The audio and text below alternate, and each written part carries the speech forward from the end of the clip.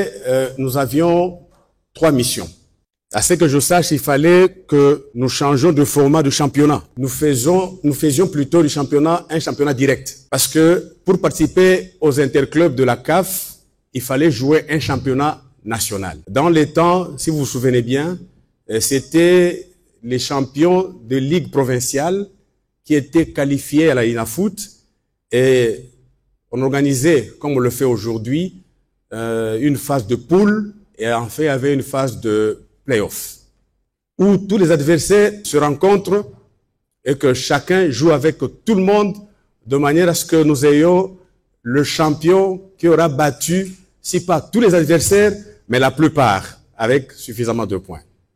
C'était la première mission. La deuxième mission, nous devions mettre en place une Ligue 2. Et nous devions commencer à mettre en place une Ligue 2 jusqu'à ce que nous ayons le même format qu'à la Ligue 1 de manière à réguler les montées et les descentes. Et la troisième mission était celle d'aider le club sur l'octroi de licence CAF.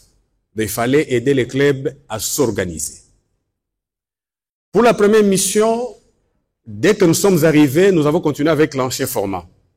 Donc nous commencions avec la phase de poule et à la fin, le play-off s'est joué de sorte que le 12 juillet 2018, V-Club avait été sacré champion. Et même c'était la première fois que nous avons sacré publiquement un champion au niveau de la INAFOOT et c'était au stade de Martyrs.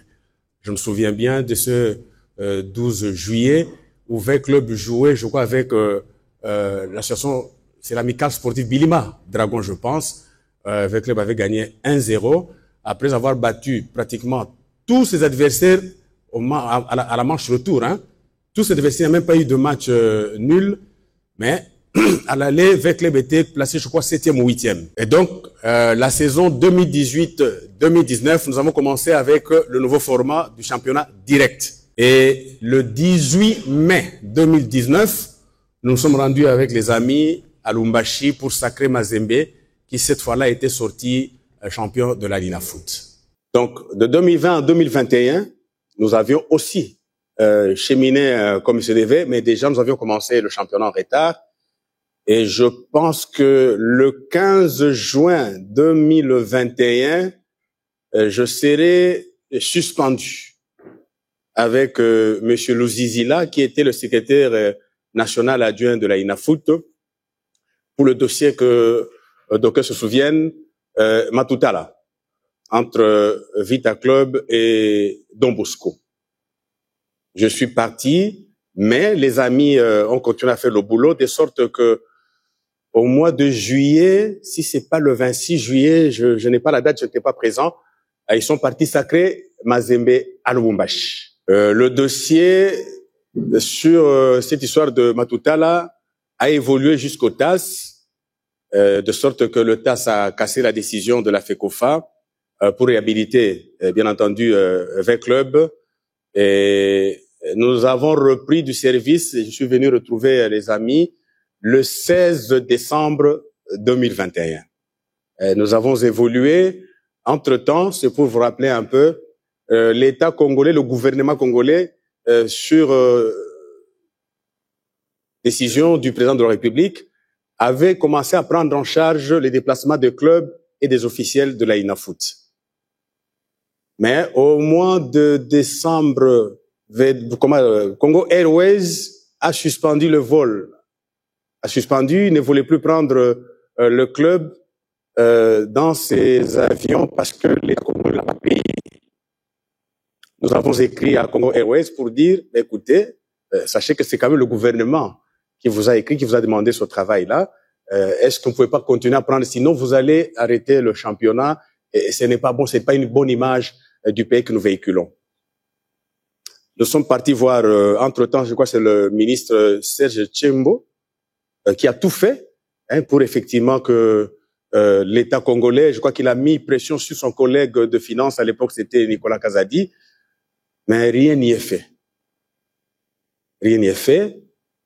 Nous avons suspendu le championnat je pense que jusqu'au mois d'avril, et finalement, le ministre Serge, qui va nous appeler, il dit, il a trouvé quand même un peu d'argent qui nous aiderait effectivement à terminer, ne fût-ce que la phase aller. Il va créditer le compte de la INAFOOT, même si au début l'INAFOOT n'a pas voulu gérer ce compte-là, parce que j'étais à une réunion avec le club, avec la FECOFA. À l'époque, c'était le président Chimanga, accompagné du secrétaire général belge, aux côtés de son excellence, monsieur le ministre Serge Tchembo.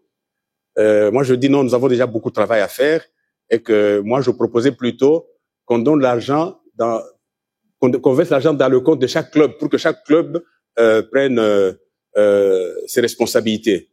Les dirigeants de club disent non, président, nous pensons qu'il faut que vous nous aidiez effectivement à gérer cet argent-là, et pour le reste, on verra.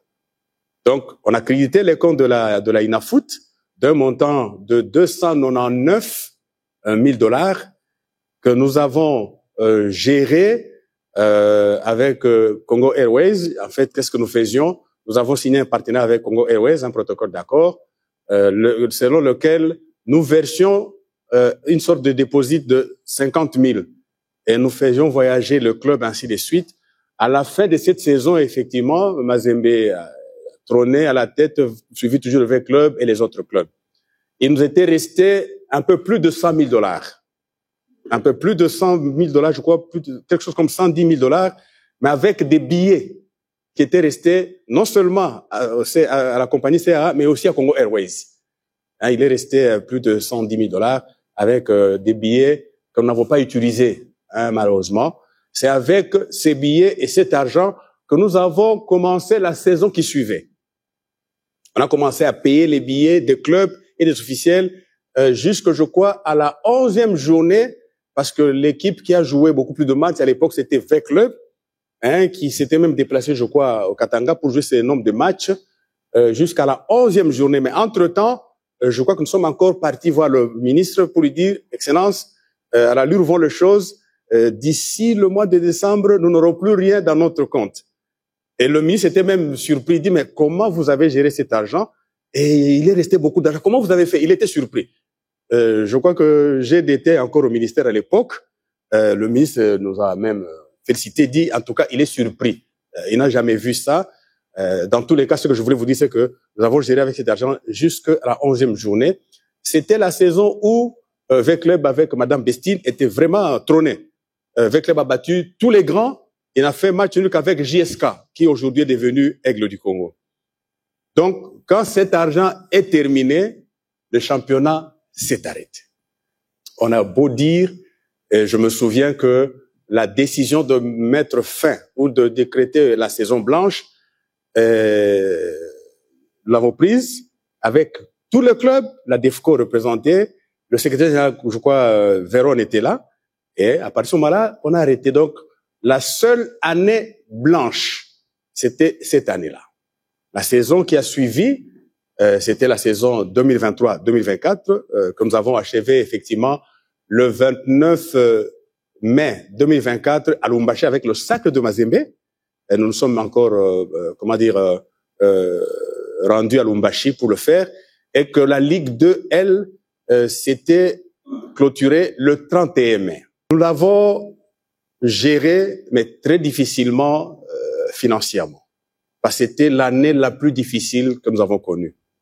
C'est au cours de cette année-là que nous sommes partis voir Monsieur Jadot ici avec les amis d'Illico Cash. Déjà, nous avions un programme, un projet avec Illico Cash. Ce projet, nous l'avons défendu auprès d'Illico Cash, je crois, au mois de septembre ou octobre. Parce que pour nous, nous avions trouvé que le gouvernement n'aidait pas vraiment le football congolais. Déjà, il s'est retiré d'un engagement que seul il a pris, sans nous dire qu'est-ce qu'il reprochait effectivement à la FECOFA, à la LINAFOOT, au club. On n'a jamais compris comment l'État s'était retiré. Nous sommes partis voir les amis d'Illico Cash pour leur dire, écoutez, nous avons un petit projet, et le projet avait enthousiasmé nos amis d'Illico Cash. En quoi consistait ce projet? Nous sommes dit que le management sportif eux-mêmes prennent en charge leur championnat. Parce que si nous attendons que le gouvernement intervienne, il a tellement de priorités, parce qu'en fait, dans notre pays, tout est prioritaire. Il faut comprendre à un moment donné que le gouvernement hésite de pouvoir mettre l'argent partout, parce qu'il y avait Je pense à mon humble avis, c'est ce que se disait sûrement le gouvernement, qu'il y a des secteurs qui étaient beaucoup plus prioritaires, plus importants que peut-être le football. C'est comme ça, nous sommes dit, écoutez, nous voulons que le mélomane, les sportifs eux-mêmes puissent prendre en charge leur propre championnat en donnant quelque chose. Et ce projet a été davantage amélioré par Illico Cash. Mais il était question que la FECOFA signe ce projet, ce partenariat avec Illico Cash. Cela est intervenu, je pourrais même dire 3 mois un peu plus tard, de sorte que ce n'était plus possible de mettre en œuvre ce projet-là. Alors, est-ce qu'il fallait croiser les bras? Écoutez, nous avons vu nos amis Illico Cash qui n'avaient pas encore le contrat de naming avec eux. Nous leur avons seulement dit, est-ce que vous pouvez nous aider pour les billets, pour le pleuve, ne fût-ce que pour le pleuve seulement, si vous pouvez nous aider à vendre des billets, ainsi de suite. Ils ont dit, ils étaient d'accord, c'était ce qu'on a commencé à travailler, et ils sont intervenus pour l'organisation du play-off. Les moyens qu'ils ont mis à notre disposition, je crois, je peux le révéler parce que ce n'est pas un secret un secret, c'est juste un secret polichinelle, c'est 170 000 qu'ils nous ont versé en 2 tranches. 100 000 et 70 000 après, donc c'était 170 000. Donc, n'eût été l'intervention d'Illico Cash, je ne sais pas comment on allait terminer ce championnat cette saison-là. Je ne sais pas. Sincèrement, je vous dis, ça me dépassait effectivement.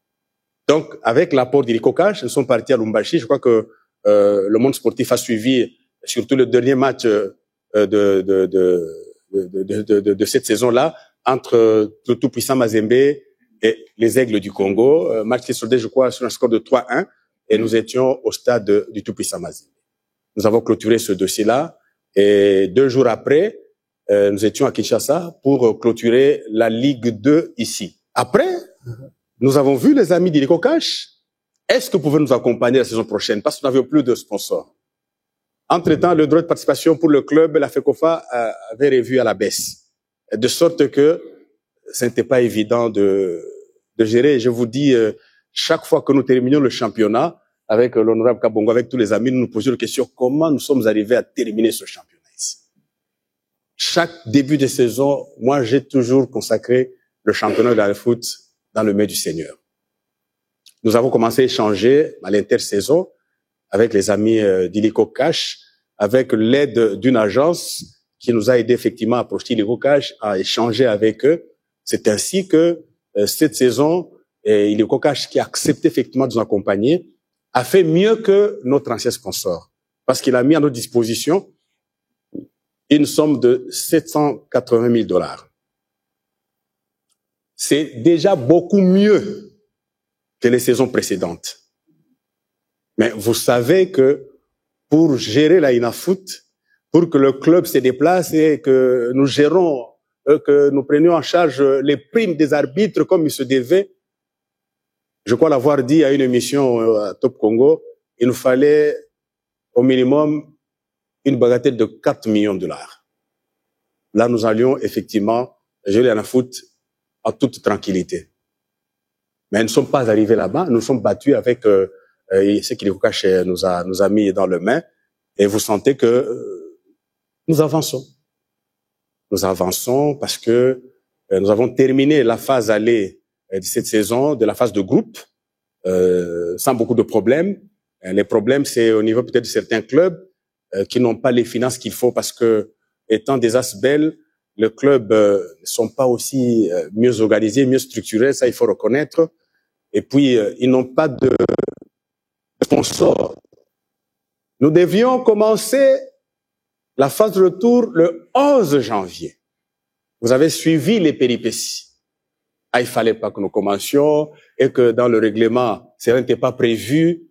Nous avons été surpris et nous avons comme ça passé 1 mois.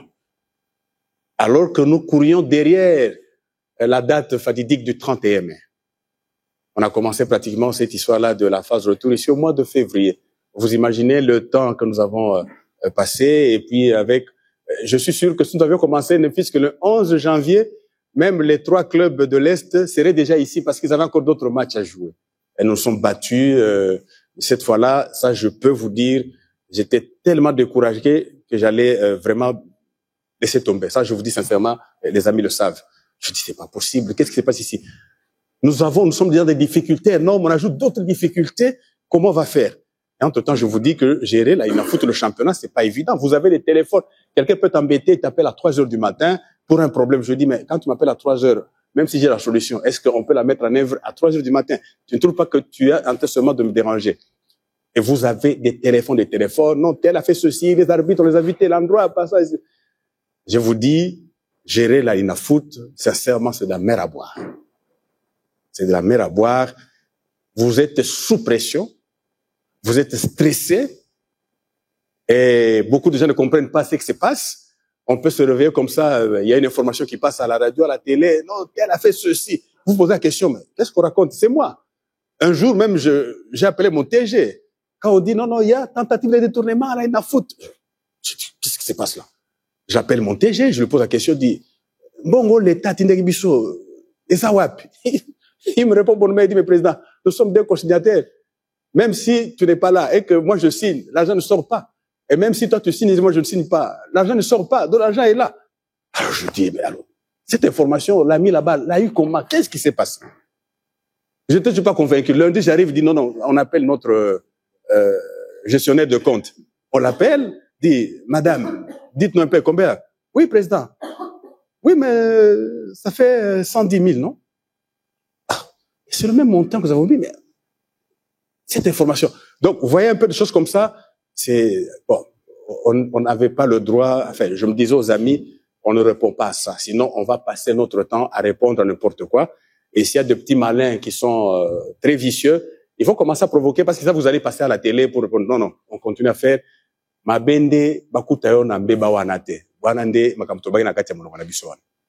Et donc, j'étais un peu découragé.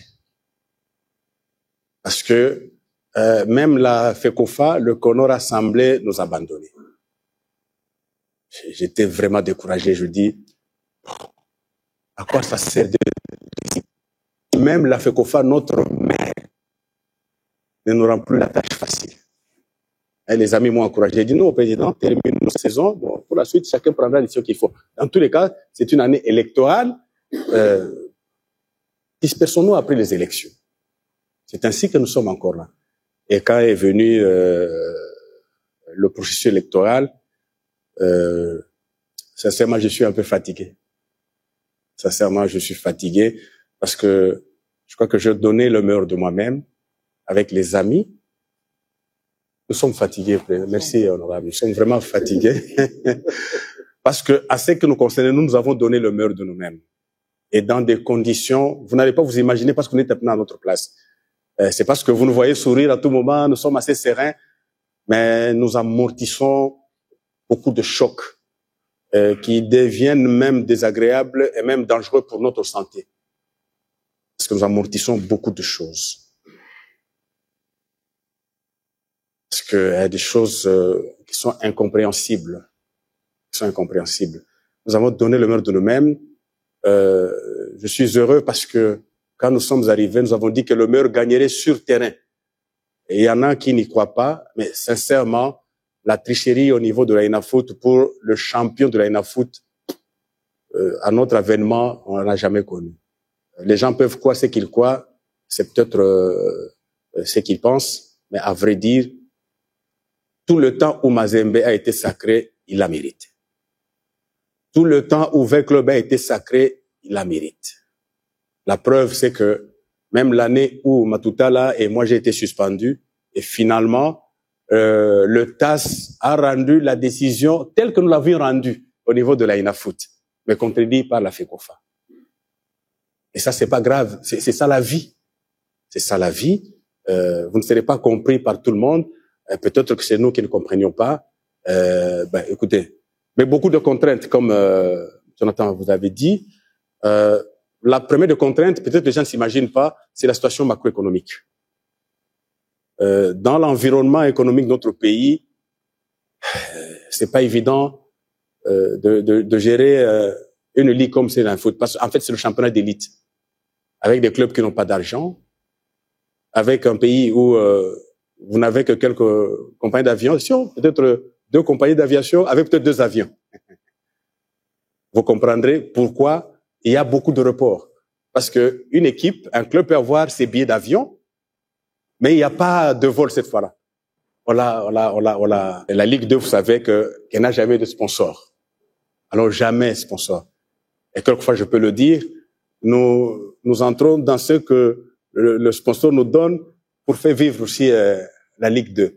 Parce que le frais de participation, c'est combien? C'est pas beaucoup.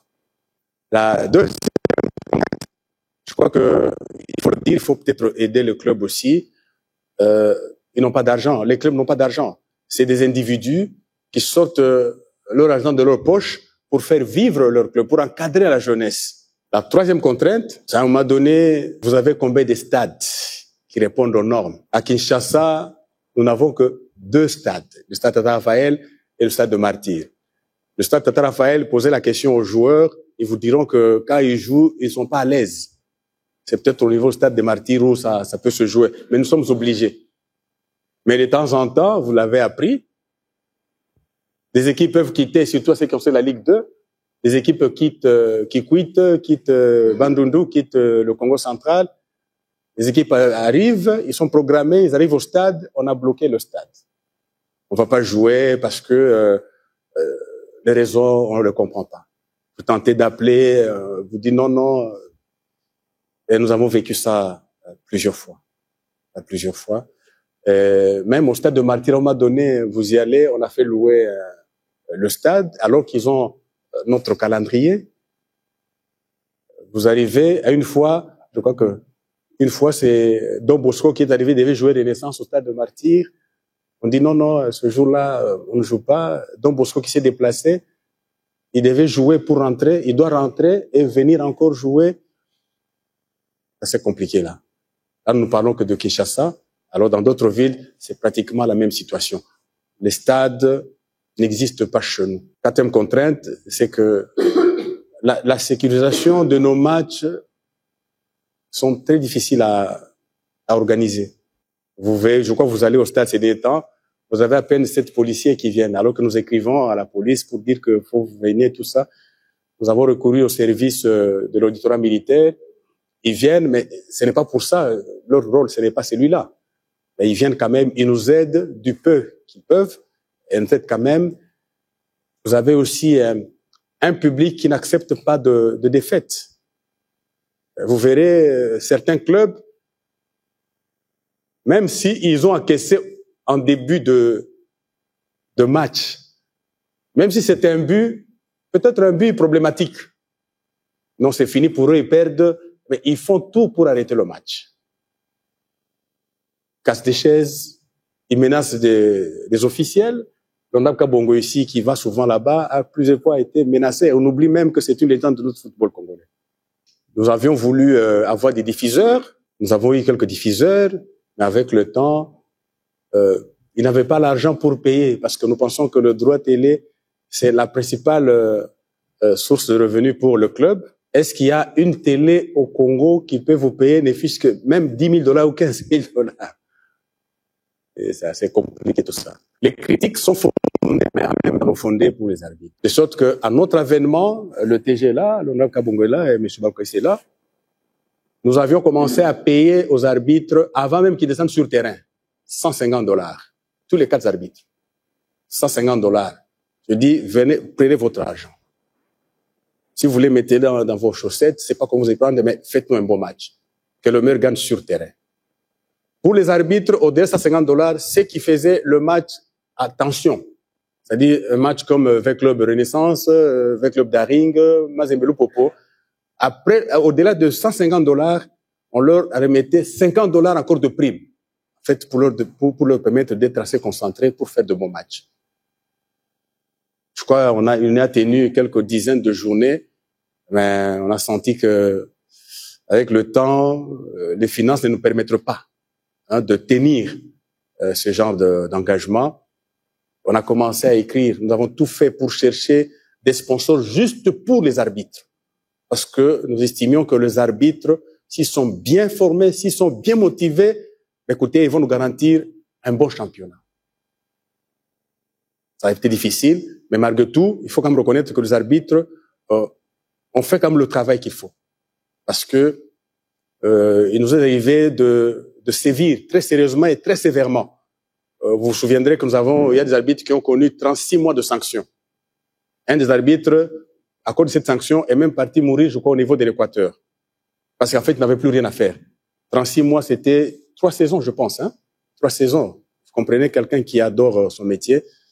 Alors, ça a été assez compliqué. Oui, parce que il faut que je le reconnaisse, nous le reconnaissons tous, indépendamment de nous, les arbitres sont en contact avec beaucoup de dirigeants de clubs. Et ce qu'il faut, comme dit là-bas, nous ne maîtrisons pas. On vous dit que nous les avons vus, ainsi de suite.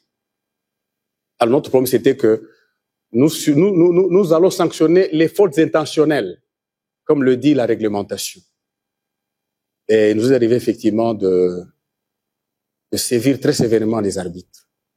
Si l'honorable Kabongwa joue au plus haut niveau, nous autres, le talent était là, mais il y avait des exigences des parents. Hein. Le talent, il était sincèrement, ceux qui me connaissent au campus, moi, non seulement je joue au foot, dans l'équipe Fakocher, ça c'est la section de l'université de Kinshasa, mais aussi à l'équipe de cassation, ça c'est la sélection de la faculté de droit. Je jouais, j'ai gagné des trophées, mais aussi j'ai coaché. Peut-être pas comme Ibengue, mais je coachais aussi avec des amis comme Ale Makengo, et ils sont nombreux. Nous avons joué ensemble au foot. Makengo était un très bon joueur, ça je peux vous l'affirmer. Nous avons joué ensemble à la faculté de droit, mais aussi chez le Fakocher. Avec Denis Kambay, on se connaît très bien, nous étions en fait nombreux. Nous avons décidé de partir. Certains d'entre nous vont rester, mais nous ne voulions pas partir comme ça. Nous avons approché Jadot et nos amis d'Iliko Cash de sorte à léguer un héritage. Parce que, vous le savez bien, c'est vous qui êtes en fait des experts en matière de sport, les jeunes sportifs que vous êtes. Nous voulons laisser quand même une sorte de stabilité au niveau de la Linafoot. Parce que sans argent, le foot n'existe plus. Aujourd'hui, le foot est devenu un business. C'est nous qui sommes distraits.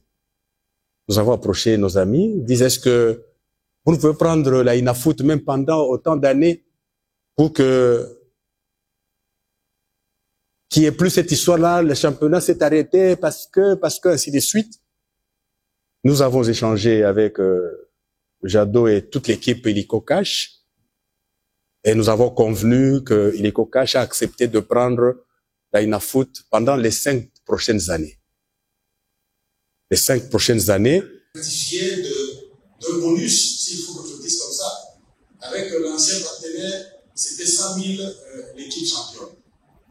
Mais Iliko Cash est monté de 50. Donc ça fera 150 000 pour cette saison, pour le champion. Mais ça va commencer à monter crescendo les saisons qui vont suivre. Jusque je vois qu'à la dernière saison, je pense qu'en moi les papas, j'entends me corriger, nous pourrons arriver même pour l'équipe championne à 400 000.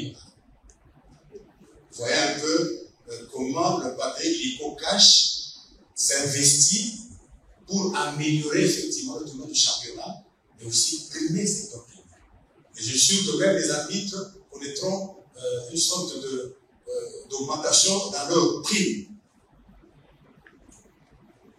Prime d'abord, comme le meilleur arbitre du mois, mais prime aussi quand ils prestent.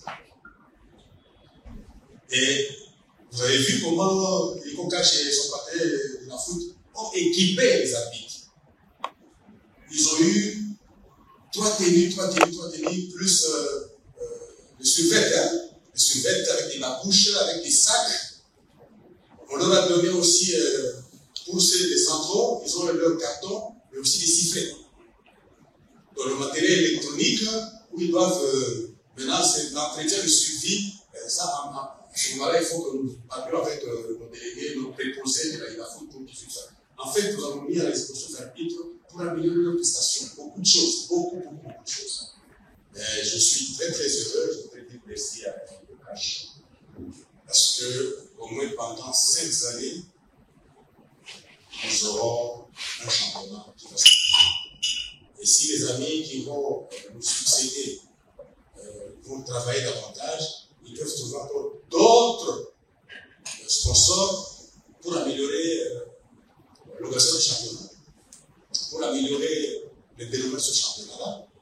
mais ce qui est sûr, c'est que même avec Illico Cash seul, les 5 prochaines années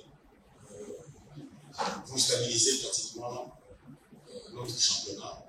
Donc, nous disent pas au monde, écoutez, il n'y a pas d'argent, donc Illico Cash va nous aider sur ce sujet. Voilà.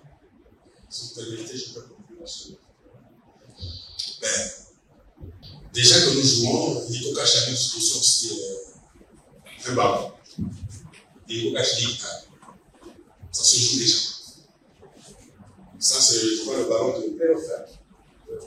Ça, c'est playoff.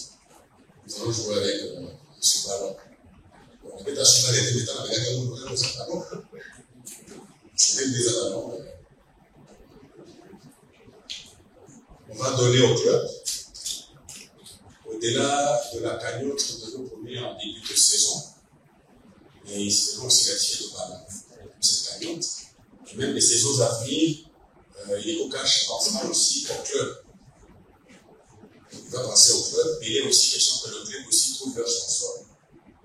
Donc je voudrais vous remercier de nous avoir accompagnés tout ce moment. Je vous ai découvert de passionnés de foot. Vous avez aidé le championnat en l'accompagnant. Il y a des débats très animés dans beaucoup de plateaux de télé. Je vous remercie sincèrement de nous avoir accompagnés. Que Dieu vous garde et vous bénisse. L'Éternel est mon berger, je pense que c'est lui qui nous a gardés pendant ce moment. Je peux vous dire, ce n'est pas facile de diriger le football